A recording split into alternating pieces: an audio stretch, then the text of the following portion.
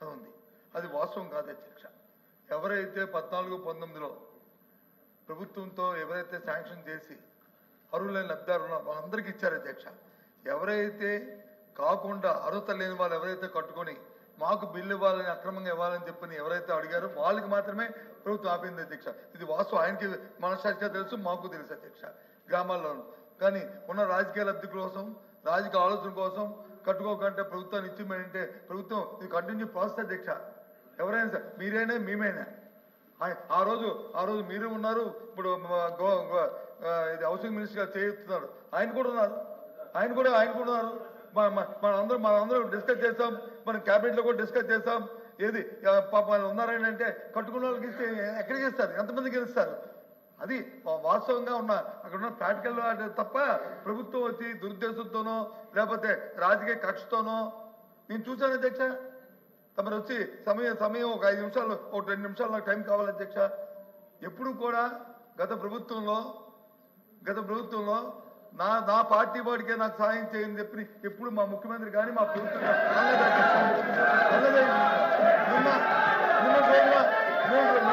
సాక్షాత్తు రాజ్యాంగ పదవి ముఖ్యమంత్రి గారు మాటలు తీసుకుంటే సిగ్గుపడాలి అధ్యక్ష, సిగ్గుపడాలి.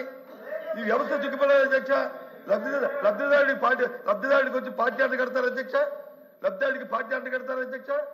ఎవరైతే అర్హులున్నారో అర్హులైన వాడికి వచ్చి ప్రతి కార్యక్రమం అందించి ఏర్పాటుని చూడవలసిన బాధ్యత రాజ్యాంగబద్ధంగా ప్రమాణ స్వీకారం చేయవచ్చో రాగద్వేషాలకు అతీతంగా, పార్టీలకు అతీతంగా మేము వచ్చి కార్యక్రమం చేస్తాం వచ్చిన వ్యక్తులు ఇవాళ వచ్చి సభలో వచ్చి మన ప్రైవేట్ తాలూకా పార్టీ మీటింగ్ లో వచ్చి ఎవరికి చేద్దాం వైరల్ అవుతుంటే దాని మీద వివరణ ఇవ్వాల్సిన ముఖ్యమంత్రి కార్యాలయం వివరణ ఇవ్వాల్సిన అవసరం లేదా అధ్యక్ష?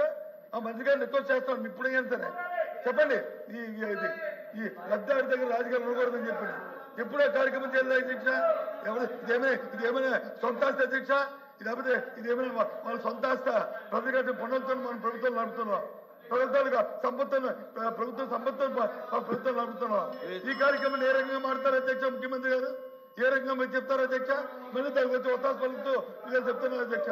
మా ప్రభుత్వంలో గత 5 సంవత్సరాల్లో రాగద్వేషాలకు అతీతంగా, పార్టీలకు అతీతంగా ఎవరైతే అర్హులున్నారో లబ్ధాడు ప్రతి అర్హులైన ప్రతి వారికి సాయం చేశాం అధ్యక్ష. అంతే తప్ప ఆలోచించుకొని ఈ ముఖ్యమంత్రి చెప్పండి, ఆ విషయాలు మాట్లాడద్దు, అది ప్రజలు వచ్చి ఏమనుకుంటారు అని చెప్పండి. అది చాలా తప్పు అధ్యక్ష. అచ్చెన్నాయుడు గారు నిన్న అధ్యక్ష 1 మినిట్ అధ్యక్ష 1 మినిట్. అచ్చెన్నాయుడు గారు ఇప్పుడు ఏదో నిన్న ముఖ్యమంత్రి గారు పార్టీ వాళ్ళకి చెయ్యొద్దు అన్నారని చెప్పి ఏదో రాంగ్ ఇంప్రెషన్ పెట్టారు అధ్యక్ష. అధ్యక్ష అధ్యక్ష మళ్ళీ మళ్ళీ మళ్ళీ అధ్యక్ష అధ్యక్ష మాట్లాడారు కదా, వినాలి కదా అధ్యక్ష. తెలుగుదేశం పార్టీ అధ్యక్ష 42 సంవత్సరాలు పూర్తయింది. ఈ పార్టీ వినండి, మీరు చెప్పింది వినండి, తర్వాత మీరు మాట్లాడండి. ఈ పార్టీ ఎన్నికల వరకే రాజకీయాలు, ఎన్నికల తరువాత పేదవాడి అభివృద్ధి, రాష్ట్ర అభివృద్ధి ధ్యేయంగా పనిచేస్తున్నాం. మీరు కూడా లాస్ట్ 5 ఇయర్స్ అధ్యక్ష ఏం చేశారు ఒకసారి సీనియర్ మంత్రిగా బొత్స సత్యబాబు గారు ఒకసారి తెలుసుకోవాలి. మీరు కట్టినీళ్ళకి రంగులు వేసుకున్నారు, బిల్డింగ్లకు రంగులు వేసుకున్నారు, అన్ని ఎవరు పార్టీ తరఫున పనిచేశారో ఒకసారి గుర్తు చేసుకోవాలి. మళ్ళీ చెప్తున్నాం ఈ ప్రభుత్వానికి శాసన మండలి ద్వారా మీ ద్వారా ప్రజలకు తెలియజేస్తున్నాం. ఈ పార్టీకి, ఈ ఎన్డీఏ ప్రభుత్వానికి రంగు లేదు, రుచి లేదు, వాసన లేదు, ధనవంతులు లేడు. ఈ పార్టీకి, ఈ ప్రభుత్వానికి క్రైటీరియా అధ్యక్ష, క్రైటీరియా పేదవాడే క్రైటీరియా, పేదరికమే క్రైటీరియా. రాజకీయ పార్టీలతో సంబంధం లేదు, కులాలతో సంబంధం లేదు, మతాలతో సంబంధం లేదు. అర్హత కలిగిన ప్రతి ఒక్కరికి అన్ని పథకాలు ఇస్తాం.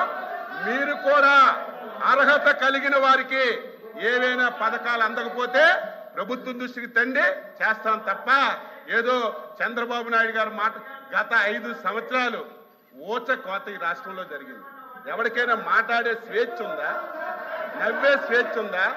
తిరిగే స్వేచ్ఛ ఉందా? ఈ ప్రభుత్వం చేసిన తప్పులు ప్రశ్నించే స్వేచ్ఛ ఉందా? ఈ రోజు మీకు ప్రజాస్వామ్య పాలన వచ్చింది. మీరు అధికారం వచ్చిన 6 రోజుల నుంచి 7 రోజుల నుంచి ప్రజల్లోకి వెళ్తున్నారంటే దట్ ఈజ్ ప్రజాస్వామ్య ప్రభుత్వం ఇది. మీరు 5 సంవత్సరాలు మేము ఏదైనా కార్యక్రమంకి వెళ్తామంటే 5వ గంటకే, ఏకోజామున 5వ గంటకే పోలీసులు వచ్చి గేట్లకు తాళాలి.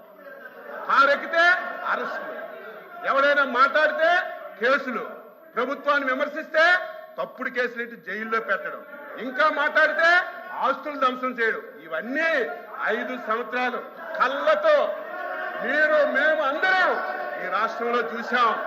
మేము ఈరోజు స్వేచ్ఛగా మీరు వెళ్ళండి, ప్రజాస్వామ్యబద్ధంగా మీ పరిపాలన మేము చేస్తున్నామని మీకు స్వేచ్ఛనిచ్చి మాట్లాడిస్తున్నటువంటి ముఖ్యమంత్రి అధ్యక్ష చంద్రబాబు నాయుడు గారు, ఈరోజు మళ్ళీ చెప్తున్నాం, ఈ ప్రభుత్వానికి, ఎన్డీఏ ప్రభుత్వానికి పేదరికమే క్రైటీరియా.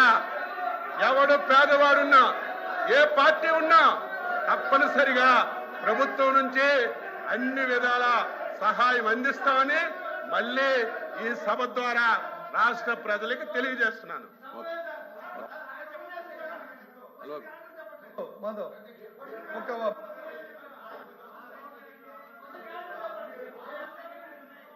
మంత్రి గారు, అధ్యక్ష అచ్చెన్నాయుడు గారు, మంత్రి గారు సుదీర్ఘ ఉపన్యాసం ఇచ్చారు.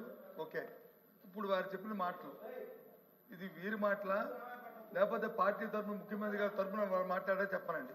నిన్న చెప్పిందంతా ముఖ్యమంత్రి వచ్చింది, టీవీలో వచ్చింది, లేకపోతే సోషల్ మీడియా, అది అబద్ధమైతే ఇట్స్ ఫైన్, మాకే అభ్యంతరలే. అది కాదు, వాస్తవం కాదని ఆయన నోటి చెప్తున్నారు. దాన్ని కట్టుబడి ఉంటే ఓకే, అది చెప్పనండి. మేము అడిగింది